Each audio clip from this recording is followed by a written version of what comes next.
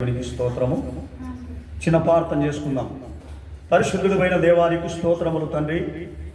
ఈ ఉదయకాలం ముందు చిన్న మందగా చేరి ప్రభా మేము నిన్ను స్తుతిస్తుండగా ప్రభా దేవా ఈ చిన్న మందలోనికి మీరు వచ్చి ప్రభా నీ ఆత్మస్వరూపినిగా ప్రభా మా మధ్యలో నా తని మా సంఘటనలను మా బాధలను మా ఇరుకులను ఇబ్బందులను తొలగించే దేవుడవు తండ్రి నీకు స్తోత్రం.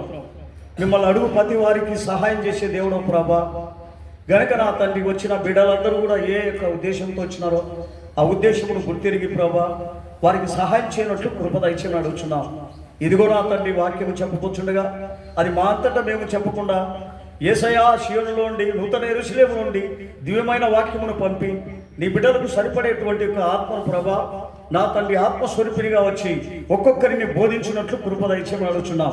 యేసయ్యా మా బోధ వ్యర్థం తండ్రి, మీరే బోధించిన ఎడల నీ బిడ్డలందరూ కూడా ప్రభా మారు మనసు పొంది నీ నిత్య రాజ్యంలో చేరడానికి సరిపడే శక్తి బలమును ప్రభా మీరు అనుగ్రహించడని ప్రభా మేము నమ్ముచున్నాం.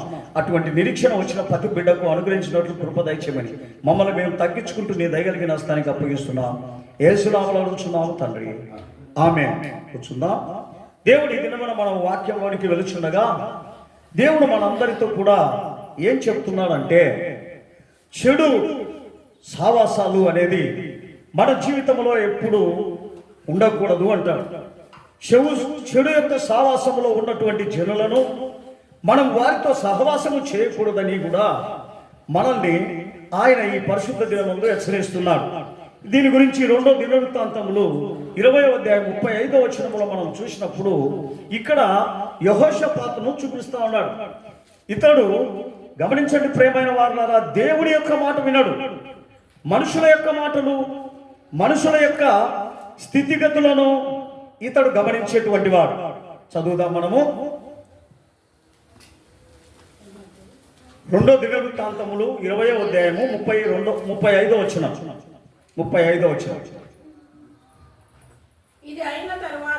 ఇది అయిన తర్వాత యూదా రాజైన యెహోషాపాతు మిక్కిలి దుర్మార్గముగా ప్రవర్తించిన ఇశ్రాయేలీయుల యొక్క రాజైన అహజ్యాతో స్నేహం చేశాను.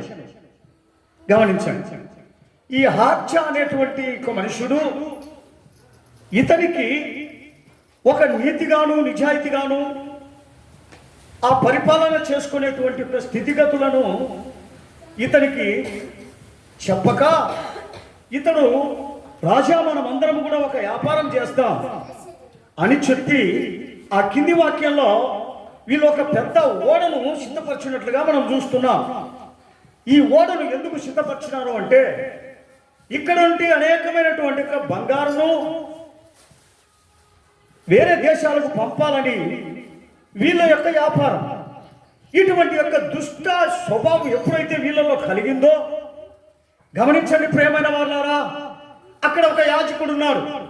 ఆ యాజకుడు వచ్చి వీళ్ళతో చెప్తున్నాడు, మీరు ఓడ కట్టుచున్నారు, మీరు వ్యాపారం చేయాలనుకుంటున్నారు, కానీ అది నడి సముద్రంలో ఓడ బద్దలైపోవును అని చెప్పి ఆ కింది వాక్యంలో మనం చదివినప్పుడు చెప్తున్నాడు. చదువుదాం ఒకసారి. తర్షీషునకు పోదగిన ఓడలను చేయించవలనని యెహోషాపాతు అతనితో స్నేహం చేయగా వారు యేసోగ్యాయేరులో ఆ ఓడలను చేయించింది. అప్పుడు ఆదేశవాడును దోదా కుమారుడైన ఎలియాజరును ఆ అహజ్యాతో స్నేహం చేసుకుంటే కనుక యెహోవా నీ పనులను భంగము చేయునని యెహోషాపాతు మీద ఆ ప్రవచనం ఒకటి చెప్పాను. ఆ ఓడలు తర్షీషునకు వెళ్లకుండా బద్దలైపోయాను. హల్లెలూయా, హల్లెలూయా. గమనించండి ప్రియమైన వారులారా, దేవుడు అంటున్నాడు, ఎప్పుడైతే మీ స్నేహము ఈ లోక సంబంధమైనదైతే ఈ లోక సంబంధమైనటువంటి యొక్క మనుషులతో మనము స్నేహం చేస్తే మన కార్యాలన్నీ కూడా పతనమైపోతాయని ప్రభు మనకు హెచ్చరిస్తున్నాడు. అందును బట్టే దేవుడు అంటున్నాడు, నీ స్నేహము నాతోనే ఉండాలా అంటాడు. యెహోషాపాతు మర్చిపోయినాడు. గమనించండి ప్రియమైన వాళ్ళారా, మరి మన జీవితంలో మనము కూడా ఏదో ఒక పెద్ద మరి వ్యాపారం చేస్తాం, ఒక పెద్ద ఉన్నతమైన స్థితికి వెళ్దాం, ఏదో ఒక మనిషిని ఆలోచన తీసుకుందాం అని ఎప్పుడైతే దుర్మార్గులైనటువంటి యొక్క జనుల యొక్క ఆలోచన మనము తీసుకున్నట్లయితే మన జీవితాన్ని ముందుకు సాగనివ్వడని ప్రభువే సెలవిస్తున్నాడు. గమనించండి ప్రియమైన వారులారా, ఇది చివరి దినాలలో మనం ఈ చివరి దినాలలో దేన్ని ఎతకాలని ప్రభు సెలవిస్తున్నారంటే, నేను మీకు చెప్పినటువంటి యొక్క స్థితిగతులు ఏమిటి అంటే, నేను 2000 సంవత్సరాల క్రితం వచ్చినప్పుడు నేను రక్షణ గుర్చియు పాప విమోచన గుర్చియు చెప్పడానికి 2000 సంవత్సరం కిందట నేను వచ్చినాను. ఒక మనిషిలో ఉన్నటువంటి ఈ దుష్ట స్వభావములు, దుష్ట ఆలోచనలను నేను విడిపించాలని 2000 సంవత్సరం కిందట నేను ఈ భూమి మీదకి వచ్చినాను. గమనించండి ప్రియమైన వాళ్ళారా, వచ్చి సకల జనులను వారి పాపముల నుండి, వారి యొక్క బాధల నుండి, వారి యొక్క భయంకరమైనటువంటి యొక్క స్థితిగతులలో నుండి నేను విడిపించి నేను దేవుని యొక్క రాజ్యానికి వెళ్ళుచున్నప్పుడు ఆ బిడ్డలందరికీ కూడా తన యొక్క స్వభావములు మారవని, తన యొక్క గుణగణాలు మారవని యేసు ఎరిగి అప్పుడు అంటున్నాడు, అయ్యలారా, మీరందరైతే మారు మనసు పొందలేరు, మీరందరైతే నా యొద్దకు రాలేరు గనుక నేను మీ కొరకు తండ్రి దగ్గరికి వెళుచున్నాను. నేను తండ్రి దగ్గరికి వెళ్ళి తండ్రితో నేను మాట్లాడి మీ కొరకు ఒక ఆదరణకర్తను పంపుతాను అని చెప్పి ప్రభు అయిన యేసు మనందరి కొరకై విజ్ఞాపనలు చేస్తున్నటువంటి యేసు తండ్రి దగ్గరికి పోయి చెప్పినాడు, అయ్యా, వారైతే ఈ లోకం భయంకరమైనది, ఈ లోకం భయంకరమైన నాశనముతో నిండి ఉన్నది, ఆ మనుషులు భయంకరమైనటువంటి జనులు, వారి యొక్క గుణగణాలలో ఇదిగో దేవుని నమ్మినటువంటి బిడ్డలు ఎదగలేరు గనుక వారిని మార్చాలంటే ప్రభా వారి చేత అయితే కాదు, మనము వారికి ఒక సహాయకుడిగా పంపాలా అని చెప్పి తండ్రితో మాట్లాడినప్పుడు తండ్రి ఏం చేసినాడో తెలుసా? అయితే అని ఆయన ఒక ఆత్మపరుణ్ణి ఈ భూమి మీదకి పంపించినాడు. గమనించండి, ఆయనే ఆదరణకర్త, మనకు ఆదరణ ఇచ్చేవాడు, మనకు ఆలోచన చెప్పేవాడు, మన స్థితిగతులన్నింటినీ కూడా తెలియపరిచి ఇతరులకు చెప్పేటువంటి యొక్క ఆదరణకర్త మనలో ఉన్నప్పుడు మనకెవరు బోధించనక్కర్లేదంటాడు. ఆయనే మనకు బోధిస్తానంటాడు, ఆయనే మనకు బుద్ధి చెప్తానంటాడు, ఆయనే మనకు ఆలోచనలు చెప్తాను అంటాడు. అటువంటి యొక్క ఆలోచనకర్తను మీ దగ్గరికి నేను పంపుతాను అంటాడు. అప్పుడు మిమ్మల్ని మీరు పోలేరు కానీ ఆయన మిమ్మల్ని సర్వసత్యంలోనికి తీసుకొని పోవునని ఆయన మనకి హెచ్చరిస్తున్నాడు. గమనించండి ప్రియమైన వాళ్ళారా, ఇది మనము గుర్తు ఎరగక మనం ఏమనుకుంటామంటే, ఏదో నా భక్తి, ఇదిగో నా ప్రార్థన జీవితం నన్ను కాపాడుతుందేమో, నన్ను ఒక ఉన్నతమైన స్థితికి తీసుకొని పోతాదేమో అని మనం అనుకుంటాం. గమనించండి, మన యొక్క గుణగణాలలో దేవుడు చూస్తున్నాడు, ఆ గుణగణాలను ఆయన కనుక్కుంటున్నాడు, ఎటువంటి యొక్క గుణం ఉంది.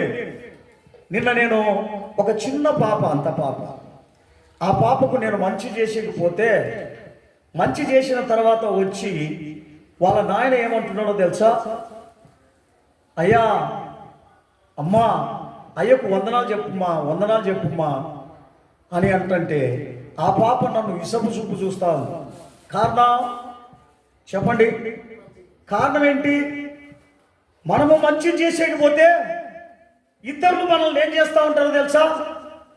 భయంకరమైన వారి యొక్క పాపములు, ఆ పిల్ల మంచిదే కానీ ఆ పిల్లలో ఉన్న సాతాను కానీ కోపం, నేను పాడు చేయడానికి వచ్చినాను, నేను అన్యాయం చేయడానికి వచ్చినా, నేను అక్రమం చేయడానికి వచ్చినా, కానీ అవన్నీ చేయకోకుండా నువ్వు అడ్డుకుంటున్నావే అని ఆ పిల్లలో ఎవరున్నారు చెప్పని చూద్దాం? దయ్యం. ఆ దయ్యం నాకు ఎదురు చూస్తూ ఉంది కోపంగా. ఆ వందనాలు చెప్పలేదు, స్తోత్రం చెప్పలేదు, కృతజ్ఞత చెప్పలేదు. కారణం ఏమిటి? గమనించండి, అంత చిన్న పిల్లలోనే అంత భయంకరమైనటువంటి ఒక దురాత్మ ఉంది అంటే ఇంకా మనలాంటి యొక్క పెద్దల దగ్గర ఎంత దురాత్మ, దురాలోచనలు, దుష్ట స్వభావాలు ఉంటాయో మనం ఆలోచన చేయాలి. గమనించండి, మనం ఏమనుకుంటాం? అక్కడ తీసుకొని పోయినప్పుడు ఆ పిల్లని చూసినప్పుడు అనేక మంది ఏమనుకున్నారు? ఇంత చిన్న పిల్లకు ఇంత అన్యాయం చేసినారా అని అందరూ అనుకున్నారు.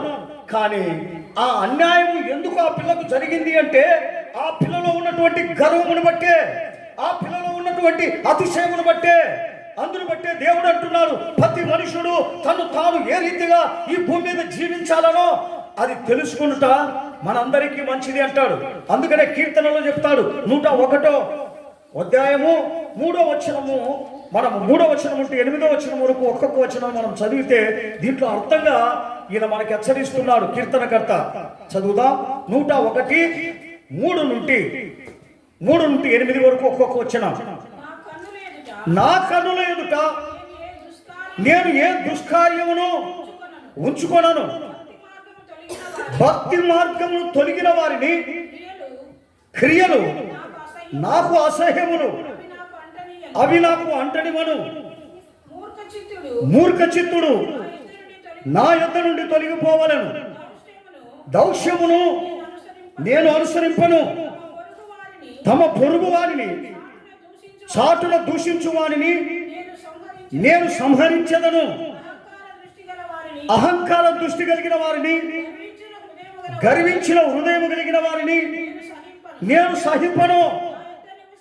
నా యొద్ద నివసించున్నట్లు దేశములో నమ్మకస్తులైన వారిని నేను కనిపెట్టుచున్నాను. నిర్దోషమైన మార్గమందు నడుచువారు నాకు పరిచారకులగుదురు. మోసము చేయవాడు నా ఇంట నివసించరాదు. అబద్ధములు ఆడువారు నా కన్నుల ఎదుట నిలవరాదు. యెహోవా పట్టణములో నుండి పాపము చేయవారిని అందరినీ నిర్మూలము చేయుటకై దేశమందలి భక్తిహీనులందరినీ ప్రతి ఉదయమున నేను సంహరించెదను. హల్లెలూయా. గమనించండి ప్రియమైన వారులారా, ఎవరిని ఈయన సంహరిస్తానంటున్నాడు? పాపము చేసి భక్తిహీనంగా జీవించేటువంటి వారిని, ప్రతి దినము నేను వారిని సంహరించెదను. గమనించండి, మనకు బాధలు, కష్టాలు, శ్రమలు ఎందుకు వస్తున్నాయి? మనం అనుకుంటాం ఇవన్నీ ఈ లోకంలో వచ్చే జనులకు వచ్చేటువంటివి కదా మనకు వస్తున్నాయని. కానీ దేవుడు అంటున్నాడు, నన్ను నమ్మిన బిడ్డకు అటువంటి ఏవి కూడా రావు. వారు నా బిడ్డలై ఉన్నారు కనుక నేను వారికి కాపుదల ఉన్నాను. వారిలో దేవుని యొక్క భయము లేక, దేవుని యొక్క చిత్తము లేక జీవించే ప్రతివాడు నశించిపోతా ఉంటాడు అని ప్రభు మనకి హెచ్చరిస్తున్నాడు. ఈ చివరి దినాలలో ప్రియమైన దేవుని బిడ్డ, మనం ఎతకాల్సినది, నాలో ప్రభువా ఒక మారు మనసును నేను ఎతకాలి. నాలో ఉన్నటువంటి యొక్క ఈ భూమి మీద ఉన్నటువంటి యొక్క స్వభావం నాకు దేవుని రాజ్యానికి శత్రుతనము కలగజేస్తుంది. అందును బట్టి యేసయ్యా నా జీవితమును ప్రభువా నీకు అంకితము చేయుచున్నాను. నీ స్వభావాలే నా జీవితములో, నా శరీరములో, నా కుటుంబములో, నా పిల్లల దగ్గర జరగాలని మన ఆలోచన చేయాలండి. అందును బట్టే దేవుడు అంటున్నాడు, అటువంటి యొక్క గుణగణాలు నా ఇంటిలోను, నా పిల్లలలోను, నా పక్కన ఉన్నట్లయితే దాన్ని నేను దేశించడానికి సిద్ధంగా ఉన్నాననేటువంటి విశ్వాస జీవితం నీలో నాలో కలగాలని ప్రభు మనల్ని హెచ్చరిస్తున్నాడు. అందును బట్టే ఎటువంటి యొక్క స్వభావం కలిగిన వారు నీ యొద్ద ఉండవద్దంటున్నాడు. అటువంటి యొక్క స్వభావం కలిగిన ఏ మనుషుడైనను నీ పక్కలో కానీ నీ యొక్క స్థితిగతులలో కానీ కనబడకుండా పరిశుద్ధమైనటువంటి యొక్క స్థితిగతులను నువ్వు చూసుకోమని ప్రభు ఈ చివరి దినాలలో మనందరికీ హెచ్చరిస్తున్నాడండి. ఆ హెచ్చరికను మనము పక్కన పెట్టి మన సొంత గుణం మనము ఆలోచన చేసినట్లయితే మనము ప్రతి దినము బాధపడాల్సిన అవసరం, ప్రతి దినము దుఃఖపడాల్సిన అవసరం మనకుంది. అందుకనే ఆయన అంటాడు 141వ అధ్యాయము కీర్తన 141వ అధ్యాయం 4వ వచనంలో మనం చూసినప్పుడు అక్కడ మనకు హెచ్చరించినటువంటి యొక్క మాటలు ఏమిటనగా చదువుదాం. పాపము చేయవారి వారితో కూడా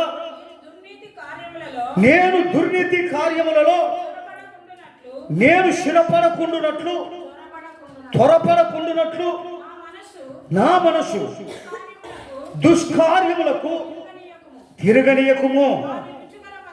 వారి యొక్క రుచిగల పదార్థములు నేను తినకయుందును గాక. గమనించండి ప్రియమైన వారులారా, ప్రభు మనకేం చెప్తున్నాడు? ఎటువంటి యొక్క చెడు బుద్ధులు పెట్టుకొని చెడు అలవాట్లతో ఉన్నటువంటి మనుషుని యొక్క నీవు వారి ఇంట భోజనం కూడా చేయవద్దు అంటాడు. కారణం ఏమిటి? వారి యొక్క రుచి పదార్థములు మనకు అవసరం లేదంటాడు. కారణం అది పాపము యొక్క ఆహారం అంటున్నాడు. అది పాపము నుండి ఇచ్చే ఆహారం అంటున్నాడు. ప్రతిదీ దేవుని యొక్క చిత్త ప్రకారము ప్రభువా ఆ పాపి ఇంట్లో నేను తినటకంటే నా జీవితమును నా తండ్రి ఉపవాసం ఉండుంటే నాకు మంచిది అని ఆ పాపి యొక్క తినేటువంటి ఆహారము మన యొక్క శరీరాన్ని చెడుపుతుంది అంటాడు. మన యొక్క శరీరాన్ని పాడు చేస్తుంది అంటాడు. అటువంటి ఒక స్థితిగతులు మన జీవితాలలో కనబడకుండా చూసుకునే దానికే నిన్ను నన్ను ఆయన ఏర్పరచుకున్నానండి. ఎందుకో తెలుసా?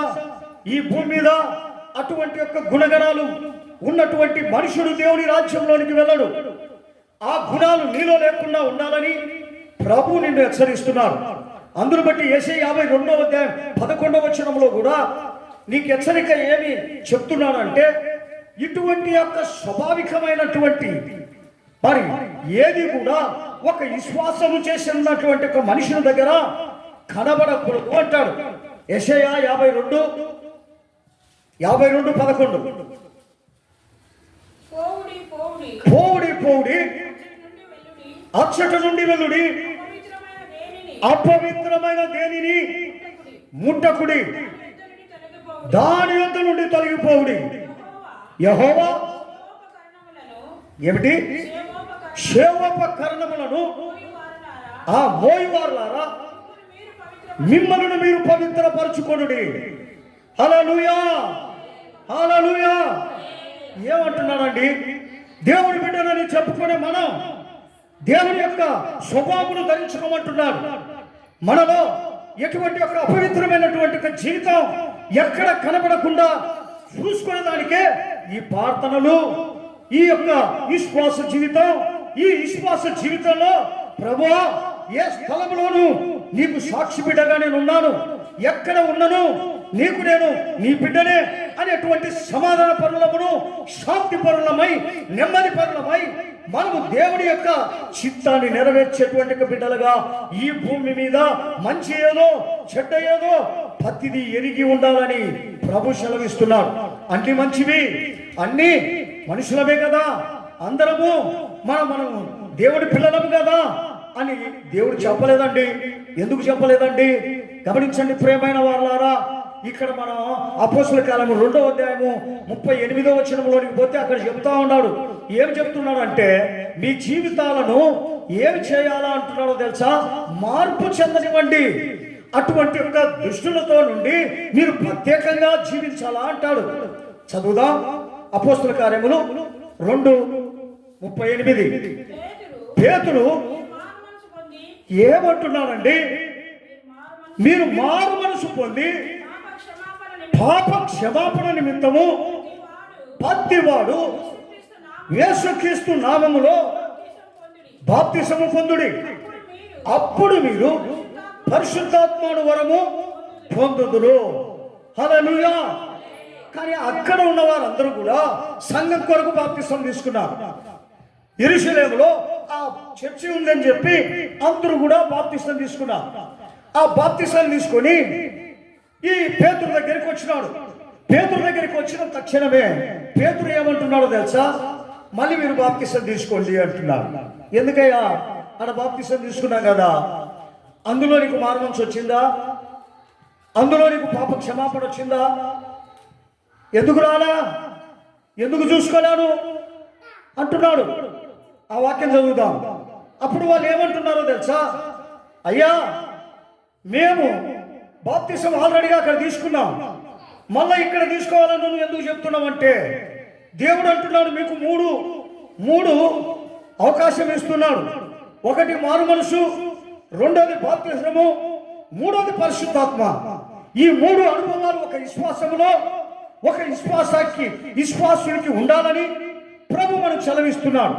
అయితే దానిలో వీళ్ళు ఏం చేస్తారంటే మారు మనసును విడిచిపెట్టి తొందరగా పోయి బాప్తిసం తీసుకున్నారు. అప్పుడు ఆ బాప్తిసం వారికి ఫలం ఇవ్వలేదు, వారిని సంతోషపెట్టలేదు, వారిని ఆనందింపజేయలేదు, వారికి ఆశీర్వాదం ఇవ్వలేదు.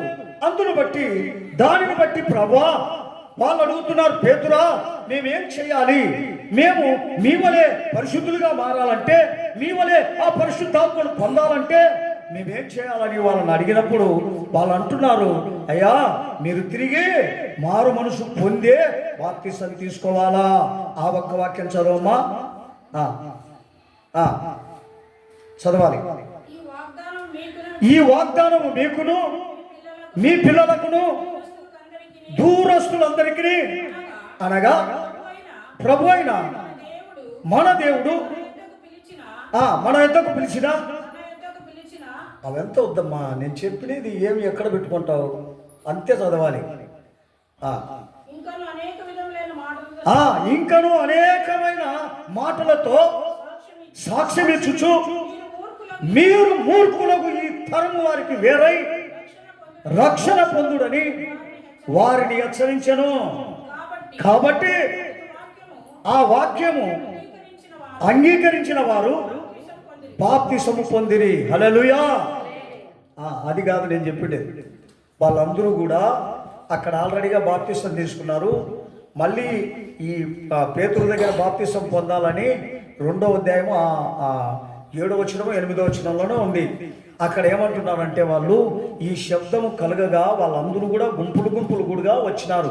వచ్చి అయ్యా మేము కూడా పరిశుద్ధాత్మ పొందాలి, మరి మేము ఏం చేయాలి అంటే అప్పుడు వాళ్ళకి ఈ పేతురు చెప్తా ఉన్నారు, మేము కూడా భక్తులం కదా, ఈడ సంవత్సరాలు ఈ యెరూషలేము పట్టణంలో రూము తీసుకొని ప్రార్థన చేస్తున్నాం కదా, మరి మాకు భక్తి లేదా, మాకు దేవుని రాజ్యం లేదా అని వీళ్ళందరూ అడుగుతున్నప్పుడు వారికి సమాధానము పేతురు చెప్తున్నాడు. ఏమని చెప్తున్నాడు తెలుసా? మీరు తిరిగి బాప్తిసం తీసుకోవాలా అంటున్నాడు. కారణం ఏమిటి అంటే మీలో ఒక మారు మనసు అనేది లేకుండా బాప్తిసం తీసుకుంటే అది చెల్లదు అని చెప్తున్నాడు. అది ఉందా లేదా? పోనీలే, దేవునికి స్తోత్రం. హల్లెలూయా, హల్లెలూయా. పోనీ ఈ శబ్దం కలిగిన అదన్నా ఉందా లేదా? ఉంది, మీరు చదవాలి. అక్కడ అంటున్నారు, ఈ శబ్దం కలగగా జనులు గుంపులుగా కూడి ప్రతి మనుషుడు తన స్వభాషతో మాట్లాడుట విని కలవరపడిరి. అంతటా అందరూ విభ్రాంతి నుండి ఆశ్చర్యపడి, ఇదిగో మాట్లాడుచున్న వీరందరూ గలిలయులు కారా? మనలో ప్రతి వాడును మనకు పుట్టిన భాషతో మాట్లాడుచు మనం వినుచున్నామే. ఇదేమి మాదీయులు, ఏలామీయులు, యూదయ పట్ల అందరూ వచ్చి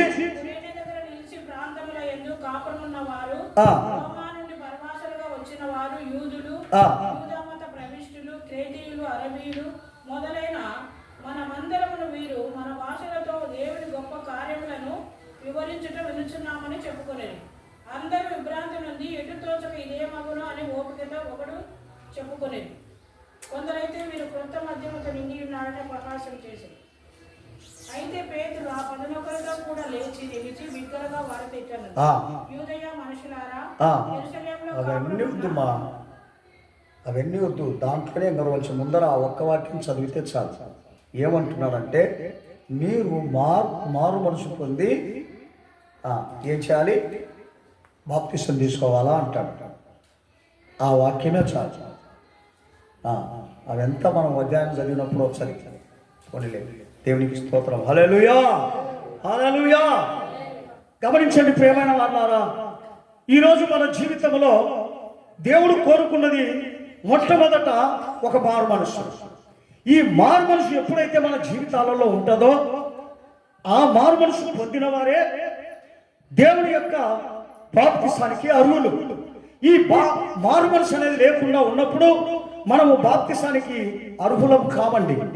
ఆ బాప్తిసము మనలో ఉండినను అది చెల్లదు, అది దేవుని రాజ్యానికి తీసుకొని పోదు. అందుకని ఆయన అంటున్నాడు, మీరు మార్పు నొందినప్పుడే మీలో బాప్తిసం ఏందని అర్థమవుతుంది. బాప్తిసం పొందిన తర్వాత ఈ బాప్తిసం ఎందుకు పొందినాను అని అర్థమవుతుంది. అవి ఆ మూడిటిని ఆ బాప్తిసము పొందిన తర్వాత పరిశుద్ధాత్మ కంపల్సరిగా పొందాలని ప్రభు సెలవిస్తున్నారు. ఆ పరిశుద్ధాత్మ ఎప్పుడైతే మనము పొందలేకుండా పోతామో మరి మనము ఈ శ్వాస జీవితంలో నుండి కొట్టివేయబడినటువంటి వారం. ఈ శ్వాస జీవితంలో దేవుని యొక్క సంబంధం కాము. కారణం ఏమిటో తెలుసా? అప్పుడు ఎందుకు నువ్వు ప్రార్థన చేస్తా ఉన్నాం ప్రభా, మేము రాత్రి పగలు ఉపవాసం ఉన్నాం ప్రభా, రాత్రి పగలు నీ నామమును స్మరిస్తున్నాం ప్రభా అని మనం చెప్పినప్పుడు యేసు ప్రభు అంటాడు, నేను చూడలేదే. ఎందుకు చూడలేదని అంటున్నాడు చెప్పండి చూద్దాం. ఈ పరిశుద్ధాత్మ ఎప్పుడైతే వారి మీదకి వస్తుందో అప్పుడే యేసు ప్రభు బాప్తిసం తీసినాడనే అర్థం. మనుషులు తీసే బాప్తిసం కాదు. కానీ ఇదిగో యేసు ప్రభు మనల్ని అగ్నితోనూ పరిశుద్ధాత్మలో బాప్తిసం తీస్తాడు. ఆ బాప్తిసమే పరలోకమందు లెక్కింపబడుతుంది. కానీ ఈ మనుషుల యొక్క బాప్తిసము ఈ భూమి మీద లెక్కింపబడింది కనుక పరలోక రాజ్యంలో లెక్కింపబడదు. అందుని బట్టే ఆ జనులందరూ కూడా పోయి ప్రభువా నీ నామమున ఎన్నో అద్భుతాలు చేసివి, ఎన్నో మరి స్వస్థతపరిచివి, ఎన్నో మరి దయ్యాలు వదిలిపెడితివి, ఎన్నో వ్యాధులను స్వస్థతపరిచివి అని ప్రభు దగ్గర అంటే ఆయన అంటున్నాడు, నిన్నెప్పుడు నేను చూడలేదే. అప్పుడు ఆయన అంటున్నారు, అక్రమము చేయవారులారా నా యొద్ద నుండి పోండిని మత్తయి సువార్త 7వ అధ్యాయం 21లో చెప్తాడన్నమాట. మీరు అక్రమమును విడిచిపెట్టలేదు, అన్యాయాన్ని విడిచిపెట్టలేదు, మోసమును విడిచిపెట్టలేదు, దుర్మార్గతను విడిచిపెట్టలేదు. కానీ మీరు ప్రార్థన చేస్తున్నారు, మీరు నా యొద్దకు వచ్చి ఉన్నారు, మీరు బాప్తిసం తీసుకున్నారు. కానీ నేను పంపినటువంటి యొక్క ఆ ఆదరణకర్తను మీ ఇంట మీ హృదయంలో చేర్చుకోలేదు గనుక ఇదిగో మీరు నా పిల్లలు ఎలా అవుతారు? మిమ్మల్ని నేను ఎప్పుడు చూడలేదే. నా కుమారుడేడి నీ దగ్గరేడి? నేను పంపిన ఆదరణకర్త ఏడి? నేను పంపిన పరిశుద్ధాత్మ నీ దగ్గరేడి అని ఆయన అవన్నీ చెప్పలేదు. కానీ ఆయన అవన్నీ అనకుండా అక్రమము చేయవారులారా నా యుద్ధం నుండి పోండి అంటే అర్థం ఏంటి? ఈ 3 అనుభవాలు మన జీవితాలలో ఉండాలని ప్రభు నిన్ను నన్ను దేవుని యొక్క సన్నిధానానికి పిలిచినాడు. అందుకనే ఇర్మియాలో ఒక మాట చెప్తాడు. 51వ అధ్యాయము 45వ వచనం చదువుదాం. ఇర్మియా లాస్ట్ ఇర్మియా 51:45 వచనం. నా జనులారా మీరు దానిలో నుండి బయటకు వెళ్ళుడి, యెహోవా కోపాగ్ని నుండి తప్పించుకొనుడి, మీ ప్రాణములను రక్షించుకొనుడి. ఏమంటున్నాడు గమనించండి. మీరు దేంట్లో నుండి వెళ్ళిపోండి అంటున్నాడు. ఆ పాప జీవితంలో నుండి, అన్యాయపు జీవితంలో నుండి, అక్రమైన జీవితంలో నుండి మీరు వెళ్ళిపోండి. గమనించండి. ఆ అన్యాయము, ఆ అక్రమము, ఆ కోపము, ఆ పగలు, ఆ కక్షలు మన దగ్గర ఉంటే మనల్ని దేవుడు సంహరిస్తాడు అంటున్నాడు. అందును బట్టి అంటున్నాడు. గమనించండి. మనందరం చచ్చిపోవడానికి కారణం ఏమిటి? బతికుండగానే చచ్చిపోవడానికి కారణం ఏంటి? మన అపరాధాలే. అందుకని ఎఫెసీయులకు రాసిన పత్రిక 2వ అధ్యాయం 1వ వచనంలో మీ అపరాధముల చేత, మీ పాపముల చేత మీరు చచ్చిన వారై ఉన్నారు అంటాడు. గమనించండి. ఎందుకు చచ్చిన పోయాం మనము? మన అపరాధాలు. గమనించండి. దేవునిలో లేం మనందరం ఏమనుకుంటున్నాం?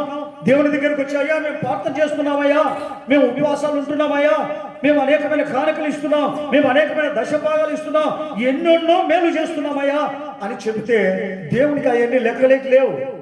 కారణం ఏంటికి లెక్కలేక లేవు? గమనించండి. నీవు దేవునికి కనబడలేదు. ఎందుకు? నీ అక్రమముల చేత, నీ పాపముల చేత నువ్వు చచ్చిపోయినావు అంటాడు. తర్వాత ఆయన అంటాడు, ఏమంటాడంటే ఆ పాపం వలన నిన్ను చూడాలంటే ఆ పాపము నిన్ను కప్పివేసింది, ఆ పాపము నిన్ను కప్పివేసింది అని యెషయా 59వ అధ్యాయము 3వ వచనంలో చూద్దాం. మనం త్వరగా చదవాలి, అయిపోయింది. మీ పాపములు ఆయన ముఖమును మీకు మరుగుపరచను కనుక ఆయన ఆలకించకుండా ఉన్నాడు. ఏంటి మరుగుపరిచిందంట? మన పాపములు దేవుడు చూడకుండా పాపములు కప్పేసిందట మనల్ని. అప్పుడు ప్రభు ప్రభు అంటున్నాం, చూడలే ఆయన. అయ్యా అయ్యా అంటున్నాం, చూడలే ఆయన. అరుస్తున్నా, చూడలే ఆయన. కారణం మన పాపము. మనమేమనుకుంటా, నేనెప్పుడు వ్యభిచారం చేసినాయా, నేనెప్పుడు దొంగతనం చేసినాయా, నేనెప్పుడు ఇతరులను దోచుకున్నానాయా మనమంట. గమనించండి ప్రియమైన వారులారా, అది కాదండి. మన జీవితంలో పాపం అనేది ఏందో తెలుసా? ప్రార్థన చేయకోకుండా ఉండడమే పాపం. దేవుణ్ణి అనుసరించే జీవితాన్ని అనుసరించకుండా ఉండడమే పాపము అంటాడు. అందును బట్టే పాపము ఏ రీతిగా వస్తుంది? మన చిన్న మాటల్లో, చిన్న ప్రవర్తనలో అది మన దగ్గరికి వస్తా ఉంది అంటాడు. అందును బట్టే మనం వాటినన్నిటినీ ఏమంటున్నాడు? కడగండి అని ఆ వాక్యంలో చెప్తాడు. మీరు కడుక్కొనుడి, శుద్ధి చేసుకొనుడి, మీ దుష్క్రియలు నాకు కనబడకుండా దానిని ఏం చేయాలంటున్నాడు చెప్పండి చూద్దాం. తీసేసుకోనండి అని అక్కడ చెప్తున్నాడు. అది తీసేసుకుంటేనే తప్ప మన విశ్వాస జీవితం పెరగదు. మన విశ్వాస జీవితంలో పూర్ణ ఫలం మనం పొందలేం, పూర్ణ రాజ్యంలోనికి మనం వెళ్ళలేం. అందుకని ఆయన అంటున్నాడు, మీ దుష్కార్యముల వలన నేను అలసిపోయినాను, మీ లోబడని యొక్క స్వభావం వలన నేను ప్రతిదినం దుఃఖపడతా ఉన్నాను. కనుక మీ దుఃఖములను, మీ యొక్క ఆ స్థితిగతులన్నిటినీ మార్చుకున్నప్పుడే మీలో ఉన్న దుఃఖము మీ దగ్గర లేకుండా పోతుంది అని ప్రభు సెలవిస్తున్నాడు. కనుక మన ఒక వాక్యం చదివి నేను ముగించబోతున్నాను. చదువుదాం. 1 కొరింథీయులకు రాసిన పత్రిక 5వ అధ్యాయము 9-10 చదివి నేను ముగిస్తా. 9-10 1 కొరింథీ 5వ అధ్యాయం 9-10. జారులతో సాంగత్యం చేయవద్దని మా పత్రికలో మీకు రాసి ఉంటుంది. అయితే ఈ లోకపు జారులతో అయినను, లోకులతోనైనను, దోచుకుని వారితోనైనను, ఆ విగ్రహారాధికులతో అయినను ఏ మాత్రము సాంగత్యం చేయవద్దని కాదండి. అలాగైతే మీరు లోకంలో నుండి వెళ్ళిపోవాల్సిన పరిస్థితి వస్తుంది. ఇప్పుడైతే సహోదరులు అనబడిన వాడెవడైనను జారుడు గాని, లోబి గాని, విగ్రహారాధికుడు గాని, తిట్టుబోతు గాని, తాగుడుబోతు గాని, దోచుకొని వాడైనను అయి ఉన్న ఎడల ఎవరితో సాంగత్యం చేయకూడదు అంటున్నాడు. ఈ లోకపు జారులతో కాదండి. ఎవరితో?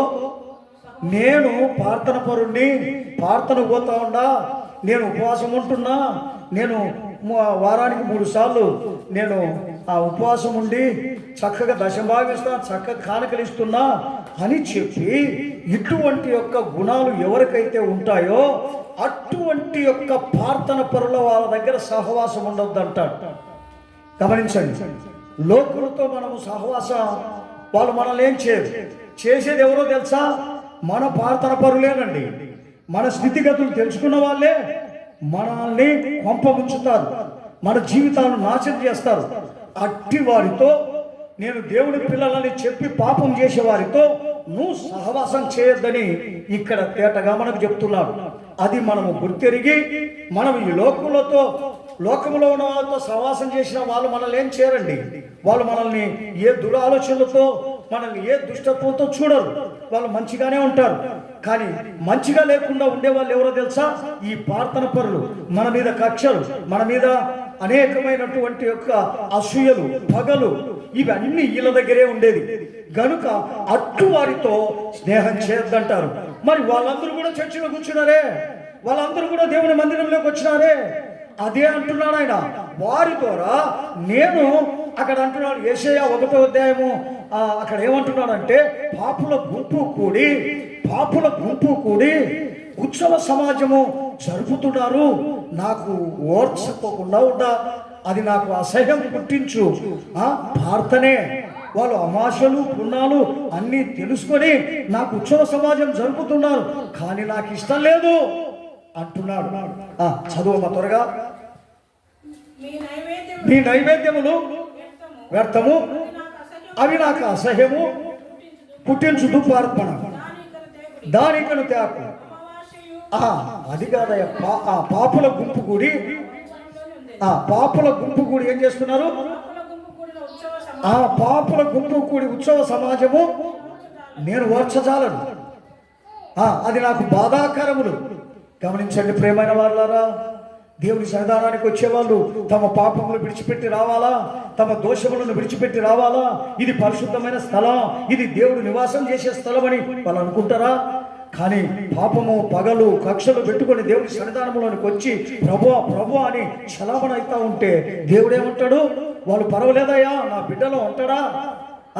అటువంటి వాళ్ళు ఎవరో తెలుసా? వాళ్ళు దేవుని రాజ్యానికి వాళ్ళు వారసులు కారు, కనుక వారి జొత మీరు చేరొద్దు అంటాడు. గనుక మన ఈ భూమి మీద ఉన్నప్పుడే పరిశుద్ధత ఏమిటి, మరి నీతి ఏమిటి, నిజాయితీ ఏమిటి అని తెలుసుకొని మనం అందులోనికి వెళ్ళాలని ప్రభు సెలవిస్తున్నాడు. దేవుని వాక్యం దీవించునుగాక. దేవునికి స్తోత్రం కలుగునుగాక. దేవునికి స్తోత్రం. పరిశుద్ధ ప్రార్థన చేసుకుందాం. పరిశుద్ధమైన దేవానికి స్తోత్రములు తండ్రి. ఇదిగో ఈ యొక్క ఉదయం కాలమందు చిన్న మందగా చేరి ప్రభా, ఇదిగో నా తను ఇచ్చిన వాక్యమును ప్రభా నీ బిడ్డలకు అందించడానికి ప్రభా మీరు ఇచ్చిన కృపను బట్టి నీకు స్తోత్రం. వచ్చిన బిడ్డలందరూ కూడా ప్రభా ఈ చివరి దినాల్లో ప్రభా రాకట సమీపమై ఉన్నది అంటున్నావు తండ్రి. సమయాన్ని పోనీయక సద్వినియోగం చేసుకొనొచ్చు. అజ్ఞానులు కాక జ్ఞానుల వలె ప్రభా మేము ప్రతిదీ యోచించి ఇదిగో మీ నిత్య రాజ్యంలో చేరడానికి సరిపడే ఇదిగో అతని గుణగణాలు ప్రభా మాకు నేర్పినట్లు కృప దయచేయండి. త్వరలో మీరు రాబోతున్నారు తండ్రి. ఆ నిత్య రాకట్లో ప్రభా మా జీవితాలన్నీ సరి చేసుకొని నీ ఎదుట ప్రభా కలంకము కలమశము ఏ దుష్కార్యం మా హృదయాలలో మా శరీరంలో మా కుటుంబంలో లేకుండా పరిశుద్ధమైన జీవితం చేయడానికి సరిపడే శక్తి బలమును ప్రభా వచ్చిన ప్రతి బిడ్డకు మీరు అనుగ్రహించినట్లు కృప దయచేయండి. అవునా నా తండ్రి, త్వరలో మీరు రాబోతున్నారు. ఆ నిత్య రాకట్లో ప్రభా మందరము సిద్ధపడాలంటే ఇదిగో నా యేసయ్య మీరు అంటున్నారు, ఇందాక మీరు చెప్పినారు 3 అనుభవాలు మాకు కావాలని. ఒకటి మారు మనసు, రెండోది బాప్తిసము, మూడోది పరిశుద్ధాత్మ కావాలని చెప్తున్నారు తండ్రి. అది గురి తిరిగి మా జీవితాలలో దాన్ని పొందడానికే ప్రభా మా జీవితాలను ప్రయాసం పెట్టి ప్రయాస పడాలా అంటున్నావు తండ్రి. నీకు స్తోత్రం. అదే అవును ప్రభా, ఆ పరలోక రాజ్యపు యొక్క వారసుడైనటువంటి యొక్క ఆ ఆదరణకర్త మా హృదయాలలో మా ఇంట్లో కాపురం ఉంటేనే ప్రభా మా ఇల్లు చల్లగా ఉంటుంది, మా హృదయం చల్లగా ఉంటుంది, మా శరీరం చల్లగా ఉంటుంది. నా తండ్రి మా యొక్క స్థితిగతులు అన్ని చల్లగా ఉంటాయని ప్రభా సెలవిస్తున్నావు. అటువంటి యొక్క నిరీక్షణలో మా జీవితాలను మలుచుకొని దేవా మమ్మల్ని మేము తగ్గించుకొని నీ యొక్క మందిరంలో నిందారహితులుగాను ఏ యొక్క కలమశము కలంకము లేని బిడ్డలుగా కనబడేటువంటి యొక్క చిత్తము మాలో ఒక్కొక్కరిలో నెరవేరినట్లు కృప దయచేయమని మమ్మల్ని మేము తగ్గించుకుంటూ నీ దయగలిగిన స్థానికి అప్పగిస్తున్నాం. యేసయ్య పరిశుద్ధ నామమున అతి వినయంతో బతిమాలి వేడుకుంటున్నాం తండ్రి. ఆమేన్. అందరూ దేవునికి స్తోత్రం చేస్తాం. స్తోత్రం స్తోత్రం స్తోత్రం. నా ప్రాణమా యెహోవాను స్తుతించుము, నా అంతరంగ సమస్తమైన పరిశుద్ధ నామమును స్తుతించుము. నా ప్రాణమా యెహోవాను స్తుతించుము. ఆయన చేసిన ఉపకారములలో దేనిని మరొకము. హల్లెలూయా హల్లెలూయా హల్లెలూయా. అందరికీ స్తోత్రం. Praise the lord.